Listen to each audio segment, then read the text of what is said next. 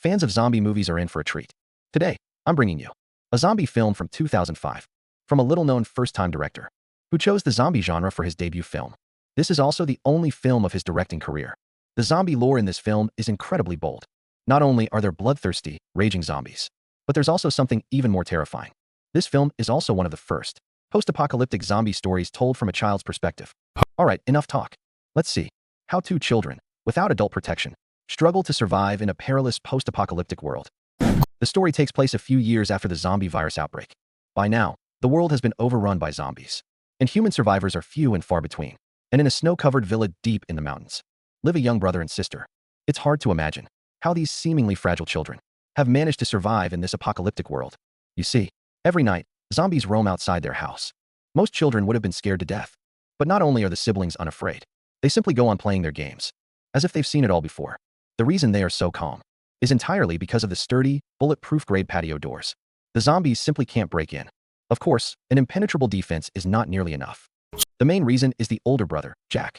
In the harsh apocalyptic environment, he has developed a mental fortitude and survival skills beyond his years.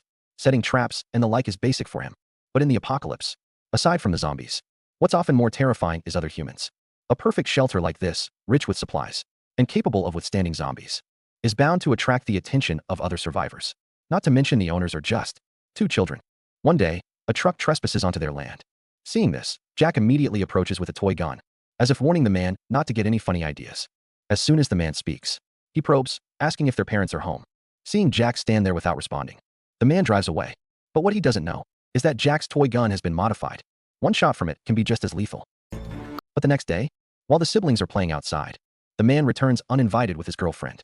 Just like last time, they get out of the car and ask about the siblings' parents. Anyone can see their intentions are not pure. The boy has to lie, saying his parents went to town for supplies and will be back soon. But this time, the pair has clearly come prepared and don't believe the boy's words at all. They don't leave. Instead, under the pretext of protecting the two, they shamelessly decide to stay. The woman even smiles and says they are good people, and they'll leave as soon as the children's parents return. Jack knows they won't leave willingly, so he has no choice but to let them in. This pair doesn't hold back at all. Once inside, they start ransacking the place. But what they find incredible is how comfortable the two children's apocalyptic life is. Not only are there endless supplies, but the refrigerator even has power. With such good living conditions, it's even less likely they'll leave easily. The man directly tells Jack they will wait until his parents return.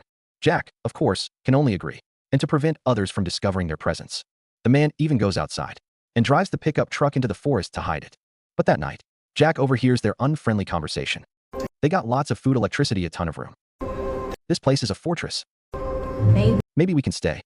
It seems the couple plans on taking the place for themselves, but they have no idea who they're messing with.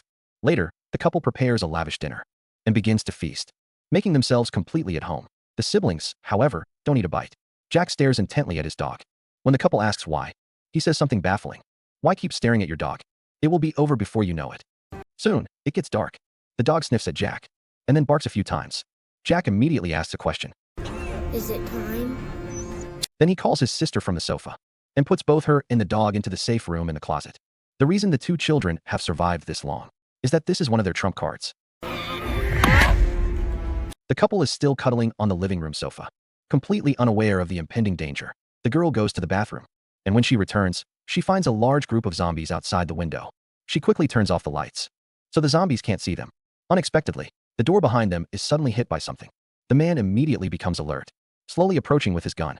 But to his horror, he discovers his girlfriend is already lying in a pool of blood. Screaming.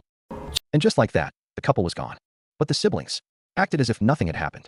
The villa returned to its usual tranquility. But this life didn't last for long. A Native American man appeared in the forest. As a retired Special Forces soldier, he easily bypassed the traps Jack had set and discovered the nearby villa. Just then, the sister suddenly appeared before him. Seeing it was a little girl, the man let down his guard. But the next second, it was a tranquilizer dart, fired by Jack. The man immediately passed out. When he woke up again, Jack was already waiting with his toy gun. What's your name? How'd you get past my traps? I was a special type of soldier. Hearing that Dan was a Special Forces soldier, Jack also said his mother worked for Homeland Security. But when Dan asked about his parents, Jack didn't answer. Instead, he asked if Dan planned on staying. Dan immediately shook his head no. He just wanted his weapon back, and would then immediately leave for the north. Jack felt this man was different, so he took him directly to the house. He then probed him, asking if he needed food or medicine. After Dan refused, Jack was almost certain he wasn't a bad person. The power in the house had just run out, so he used Dan's weapon as a bargaining chip to get him to help generate electricity. But Dan never expected that this house was actually powered by a treadmill. Suddenly, a zombie appeared outside.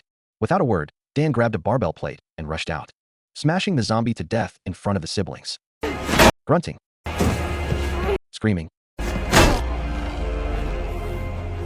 watching him return to the house covered in blood, Jack loudly questioned him. Why did you go out and kill a zombie? The windows are bulletproof. They're perfectly safe. The zombies can't get in. There was no need to take that risk. But Dan didn't know it was bulletproof glass. Having survived alone for so long, he was used to eliminating all potential threats. Although being lectured by a child was a bit embarrassing, Dan, seeing the children's difficult situation, got on the treadmill and started generating power for them. He ran until he was completely exhausted and collapsed on the floor. When he opened his eyes again, it was the next morning. The little girl was lying quietly beside him. She said, "You stink," and left. Dan immediately went to take a shower. The little girl even gave him her hair tie, telling him to tie up his hair. Meanwhile, Jack had gone deep into the forest early in the morning to check if his traps had been damaged. He'd caught another extremely active zombie. However, Jack didn't kill it, because in his view, a tied-up zombie posed no threat. By now, Dan had tied up his hair, as the little girl had instructed. After they happily finished breakfast, Dan went alone to the siblings' mother's office.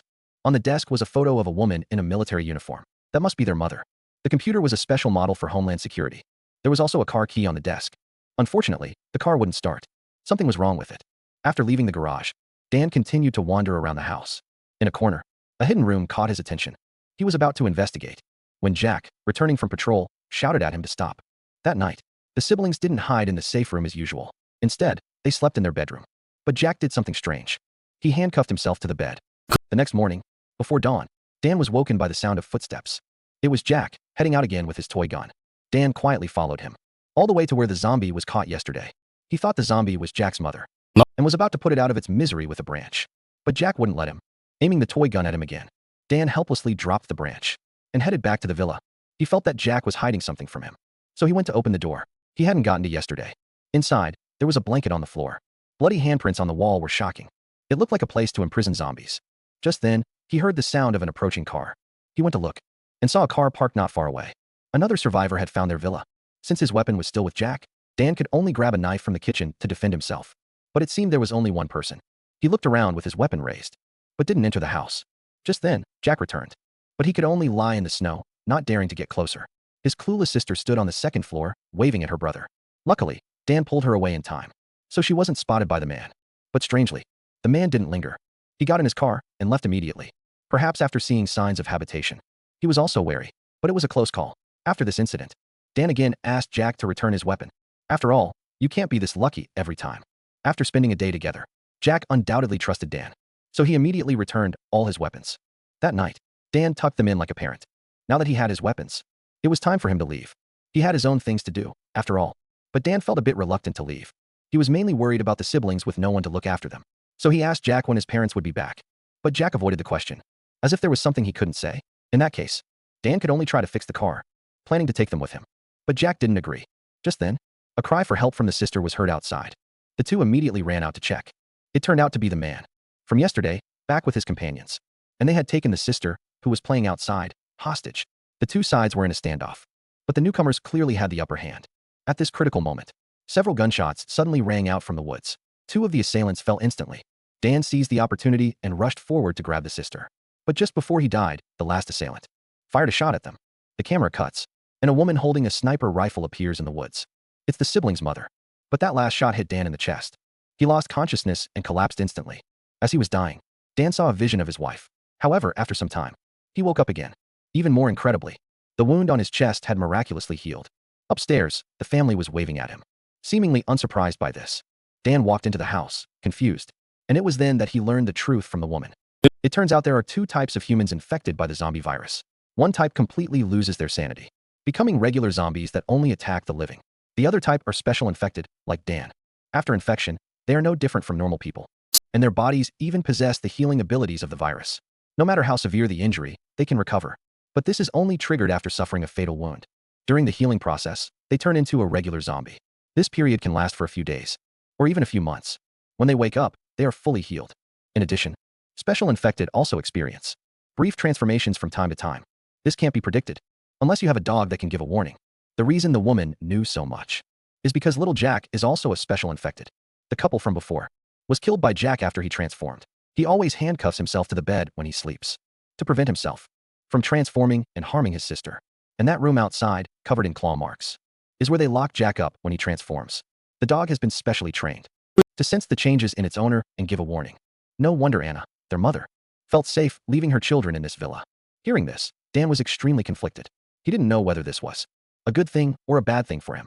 While getting some fresh air outside, he saw several cars parked in front of the villa again. Anna, holding her daughter, was talking to the newcomers. It seemed they knew each other. However, their conversation was not friendly. It turns out the old man in charge was looking for his daughter and her very unreliable boyfriend. They had been missing for a long time. The old man asked Anna if she had seen them. Anna said she hadn't, but if they needed help, she would help them look. Hearing Anna's sincere reply, the old man didn't press the matter and left. But what Anna didn't know at that moment was that the old man's daughter and her boyfriend had already been killed by the transformed Jack. That's right.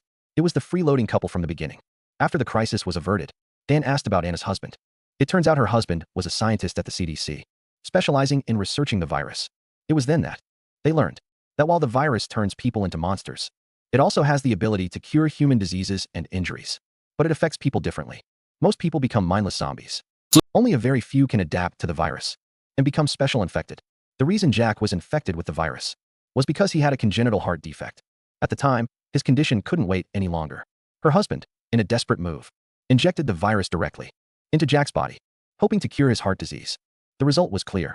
Jack became a special infected, and his life was saved. But her husband was accidentally bitten by him, and after being infected, he turned into a regular zombie. In the end, Anna had to put him down herself. Hearing this, Dan finally understood why Jack hadn't immediately killed the zombie he had caught. He wanted to see if it was a special infected, like himself, and Anna, as a Homeland Security agent, actually knew long ago that the virus would get out of control. But to avoid panic, Homeland Security didn't make the situation public. They just secretly, all over the country, built countless shelters like this villa, capable of being self-sufficient. After hearing Anna's story, Dan was suddenly furious. If they hadn't hidden the truth about the outbreak, perhaps so many people wouldn't have died. But Anna was powerless to do anything about it. After all, she was just a low-level agent, thinking about how much Anna's family had been through, and that some things were indeed beyond their control. Dan didn't say any more. That night, while Anna was telling the children a story, Dan quietly used the treadmill to charge their batteries. This warm gesture also earned Anna's affection. But the next day, while they were chatting in the snow, the dog suddenly barked at Jack a few times. This meant he was about to transform. Anna had no choice but to lock him in that room. The moment the door closed, violent banging immediately came from inside. Anna was helpless. She could only wait silently by the door for the transformation to end. Dan, unable to bear seeing her suffer alone, offered to take turns with her. But one problem followed another. The sister suddenly collapsed while playing outside. Like her brother Jack, she also had a congenital heart defect. If she wasn't treated in time, she would die. And right now, the only way was to infect the sister with the virus. With luck, she might survive. But Anna refused Dan's suggestion. After all, the chance of becoming a special infected was very slim. Besides, she didn't want her daughter to become like Jack, living a life neither human nor monster. Since that was the case, Dan could only respect Anna's choice and let her pass away peacefully. At this point, Jack had also regained consciousness and stayed by his mother's side to see his sister off one last time. And Dan prepared to say goodbye to the mother and son. It turns out his purpose in going north was to find his wife. Although she was very reluctant to let him go, Anna couldn't make him stay. She could only watch him leave. With two people gone from the large villa, the mother and son felt a great sense of loss. But they never imagined that they would meet again so soon. While resting in the woods, Dan suddenly saw a large horde of zombies heading towards the villa. The footprints in the snow were dense. He had never seen so many zombies before. Worried that the mother and son couldn't handle it, Dan didn't hesitate to turn back. However, when he returned, he found that a group of survivors had already surrounded the villa. They were the old man's men. They had already captured Anna. Jack had escaped by hiding in the safe room. It turns out that a short while ago, the old man's group had found his daughter's boyfriend's hidden pickup truck in the woods. Since Anna's family was the only one nearby, he naturally suspected Anna. When questioned, Anna remained silent. First, she really didn't know where the man's daughter was. Second, even if she knew her son did it, she would never tell. Outside, after some observation, Dan finally found an opportunity to sneak into the safe room where Jack was hiding. After learning that Anna had been captured and the approximate number of enemies, Dan acted decisively. As a retired Special Forces soldier, his specialty was taking out enemies one by one from the shadows. Using his familiarity with the environment, Dan stealthily eliminated most of the enemies. By the time the old man realized what was happening, Dan was already upon him. But he himself was also cornered by two enemies who rushed in. In this desperate situation, Dan gave Jack a look and made a bold decision. He slit his own throat. This move left the old man and his men completely stunned, unaware of the horror that was about to unfold. While they were confused, Anna and Jack had already quietly slipped out. Soon, Dan stopped moving, then rose again as a zombie and began a massacre. A perfect example of rising from the ashes. The old man and his men were instantly killed. But the zombified Dan had become the biggest problem. For safety, the mother and son could only lock the door and hide in the safe room. Dan roared at the window. The zombie army appeared outside. The remaining enemies were overwhelmed by the horde. The entire villa was surrounded by zombies. By the time Dan woke up again, an unknown number of days had passed. The area was filled with mangled corpses. The mother and son were long gone. There was a message from them on the computer. It turns out they had left the villa and headed north. After all, this place was no longer safe, and they didn't know when Dan would wake up. But they hoped Dan would find them. If fate allowed, they would surely meet again in the north. And so, Dan immediately packed his things and set off on his own journey of survival to the north. And that's where the story ends. Without a doubt, this is not just a low-budget zombie movie, but also a heartwarming film set against a zombie backdrop, because most of the plot is about the protagonist and this family of three meeting in the apocalypse and getting to know each other. The zombies have very little presence. Even in the film's climax, there aren't any thrilling zombie fight scenes. This is mainly because the regular zombies are too weak, and the concept of the special infected is too overpowered. In the film, the protagonist can't die even after slitting his own throat, and can even be fully resurrected as a normal person. He is basically a god-tier character. It's worth mentioning that the protagonist in the film is actually the director, and even most of the actors are his friends and family. So, for a new director, with a limited budget, to be able to achieve such an effect is already quite impressive.